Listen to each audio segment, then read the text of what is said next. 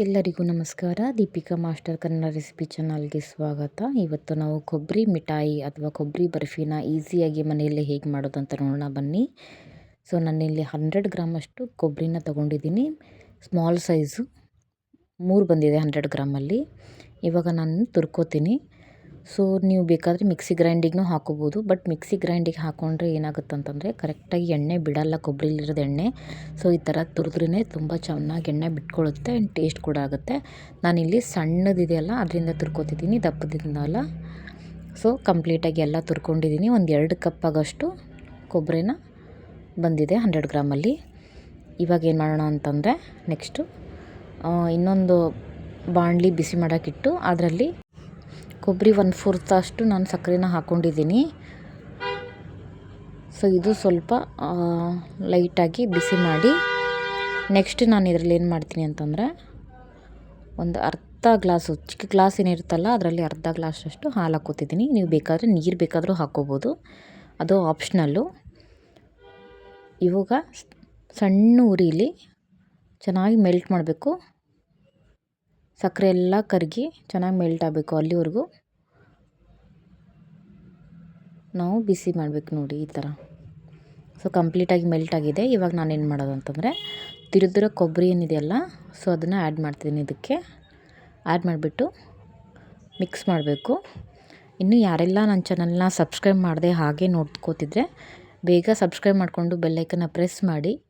ಯಾಕಂದರೆ ನಾನು ಯಾವುದೇ ವಿಡಿಯೋ ಅಪ್ಲೋಡ್ ಮಾಡಿದ್ರೂ ನಿಮಗೆ ನೋಟಿಫಿಕೇಷನ್ ಬರುತ್ತೆ. ಸೊ ನಿಮ್ದೇನಾದರೂ ಒಪಿನಿಯನ್ ಇತ್ತು ಅಂದರೆ ಕಮೆಂಟ್ ಸೆಕ್ಷನಲ್ಲಿ ಕಮೆಂಟ್ ಕೂಡ ಮಾಡಿ. ಇವಾಗ ಇದು ಹಾಲು ಕಂಪ್ಲೀಟ್ ಹೋಗೋವರೆಗೂ ನಾವು ಬಿಸಿ ಮಾಡ್ಕೋಬೇಕು. ಆಮೇಲೆ ಏನು ಮಾಡೋದು, 4 ಏಲಕ್ಕಿನ ಕ್ರಷ್ ಮಾಡಿಬಿಟ್ಟು ಹಾಕ್ಕೊಂಡಿದ್ದೀನಿ. ಸ್ಮೆಲ್ ತುಂಬ ಚೆನ್ನಾಗಿ ಬರುತ್ತೆ. ಏಲಕ್ಕಿ ತುಂಬ ಒಳ್ಳೆಯದು ಹೆಲ್ತಿಗೆ ಕೂಡ. ಸೊ ನೋಡಿ ಇವಾಗ ಹಾಲೆಲ್ಲ ಕರಗೋಗಿದೆ. ಇವಾಗ ನಾನೇನು ಮಾಡ್ತೀನಿ ಅಂತಂದರೆ ಇನ್ನೊಂದು ಪಾತ್ರೆ, ನಾವು ಪ್ಲೇಟ್ ತೊಗೊಂಡಿದ್ದೀನಿ. ನಿಮ್ಮ ಹತ್ರ ಏನಿರುತ್ತೆ, ಟ್ರೇ ಇದ್ದರೆ ಟ್ರೇ ತೊಗೊಳ್ಳಿ. ಸೊ ಅದಕ್ಕೆ ಈ ಥರ ತುಪ್ಪನ ಸವರ್ಕೋತಿದ್ದೀನಿ. ಓಕೆ, ಈ ಥರ ತುಪ್ಪ ಸವರ್ಕೊಂಬಿಟ್ಟು ಅದೇನು ನಾವು ಇವಾಗಲೇ ಮಿಕ್ಸ್ ಮಾಡಿದ್ದೇವಲ್ಲ ಕೊಬ್ಬರಿದು, ಸೊ ಅದನ್ನು ಇದಕ್ಕೆ ಹಾಕಿ ನಾವು ಇದನ್ನು ಸ್ಪ್ರೆಡ್ ಮಾಡಬೇಕು. ಸ್ವಲ್ಪ ಬಿಸಿ ಇರುತ್ತೆ, ನಿಧಾನವಾಗಿ ನೋಡ್ಕೊಂಡು ಹಾಕ್ಕೊಳ್ಳಿ.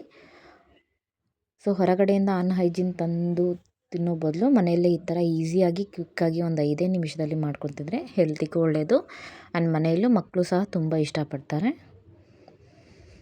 ನೋಡಿ ಬಿಸಿ ಇದೆ, ನಿಧಾನವಾಗಿ ಈ ಥರ ಸ್ಪ್ರೆಡ್ ಮಾಡ್ಕೋಬೇಕು.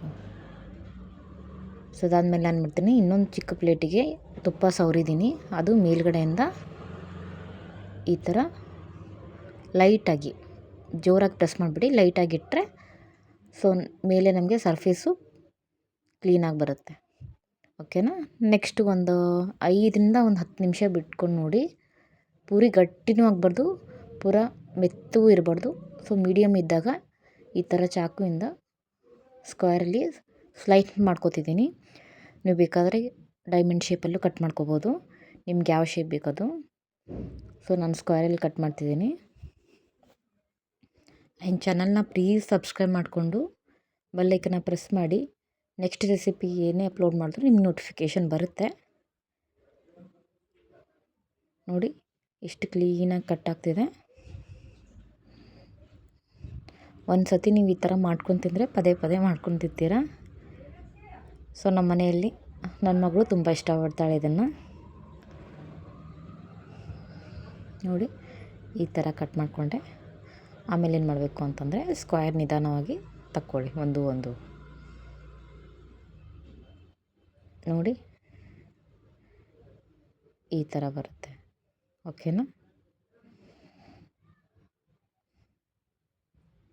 ಟೇಸ್ಟ್ ಕೂಡ ತುಂಬ ಚೆನ್ನಾಗಿರುತ್ತೆ. ಆ್ಯಂಡ್ ಏಲಕ್ಕಿ ಹಾಕಿದ್ದೀವಲ್ವ, ಸ್ಮೆಲ್ ಕೂಡ ತುಂಬ ಅಂದರೆ ತುಂಬ ಚೆನ್ನಾಗಿ ಬರ್ತಿದೆ.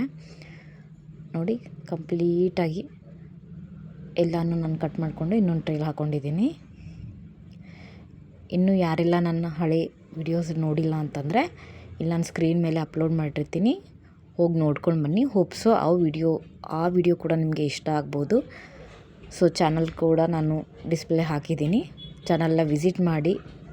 ಪ್ಲೇಸ್ಟೋರಲ್ಲಿ ನನ್ನ ಎಲ್ಲ ಹಳೆ ವಿಡಿಯೋಗಳು ಸಿಗುತ್ತೆ, ರೆಸಿಪಿ ವಿಡಿಯೋಸು. ನೆಕ್ಸ್ಟ್ ರೆಸಿಪಿ ಜೊತೆ ಮತ್ತೊಂದು ಸತಿ ಸಿಗ್ತೀನಿ. ಅಲ್ಲಿವರೆಗೂ ಬಾಯ್ ಫ್ರೆಂಡ್ಸ್.